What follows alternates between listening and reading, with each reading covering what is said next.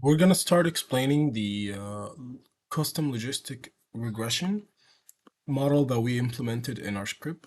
This is basically an implementation of a model using a one versus all approach for multi-classification of handwriting letters from A to Z. The data set, of course, is already provided, which is here it is, right? So we're gonna just ignore this error because it's not a runtime error.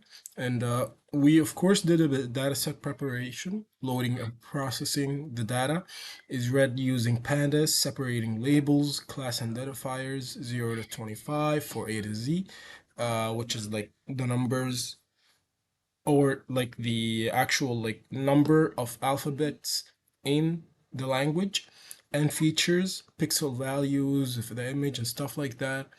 And of course, we're gonna like after we normalize the range of it for faster conversions during the training, we reshape it into 28 times 28 images for visualization and validation of the data format. We then start training the test validation splits into 64% training, 16% validation, and 20% tests. That's during the train test split. The validation data is used to evaluate the models generation during the training and logistic regression model review. This is a custom implementation of logistic regression using the one versus all OVA.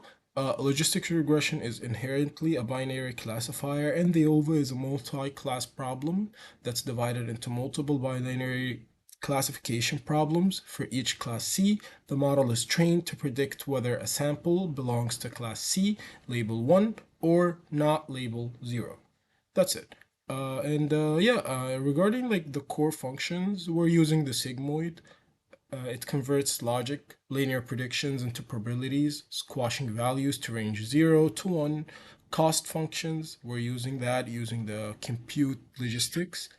It calculates the average logistic regression cost across all samples in the dataset. We're also using the gradient computation for and that's like a that's this compute gradient logistics xywb. This computes gradients of the cost functions with respect to weight w and bias b. The gradients are calculated across all samples in the dataset to update model parameters. We're also going to use gradient descent, which is it performs gradient descent to iteratively optimize weight and bias. It tracks the cost after each iteration for visualization. And regarding the class as well, we're just gonna define the number of classes, learning rate, and the number of iterations. The training, it trains one binary logistic model per class and it converts labels from one for the current class and zero for others. And regarding the prediction, we're going to compute the class probability for all samples in X using the sigmoid function. Each class gets its probability based on its respective W and B. Uh, and we're just going to assign sample class and the highest probability for the evaluation and all such. Um, since we're done right now with this model for the logistic, we're also going to go ahead and explain the other one. Where is it? The SMVM. Okay.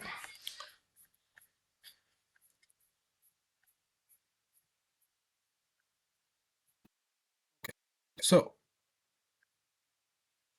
regarding this, just a second. Okay, and now for the support vector machine part of the explanation. Here's the code. We're just reloading the data set regularly. It's the same A to Z format for the alphabet.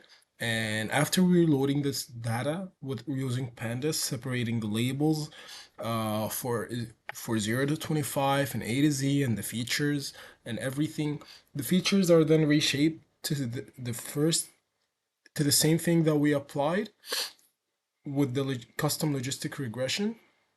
We're just going to use unique classes and label mapping that's created using ASCII values for better interpretability.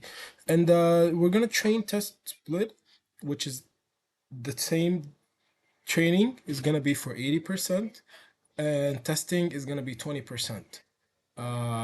Training set is going to be used to train the SVM model, and test set is going to be used to evaluate the model performance. Support vector machine, this is what we're doing, and it's a supervised learning model widely used for classification tasks. So regarding the kernel functions, it transforms the feature space to enable better separation for non-linearly separable data. The script uses finds a straight hyperplane to separate classes, best for linearly separatable data, and radial basis function. RPF kernel projects data into a higher dimensional space where a linear boundary can separate classes, ideal for nonlinear relationships. And yeah, and regarding the predictions as well, it's going to use Y predict linear to predict this VM, and it's going to use Y predict RPF to predictions for the RPF CVM. And yeah, uh, that's it. Thank you for your time. Appreciate it.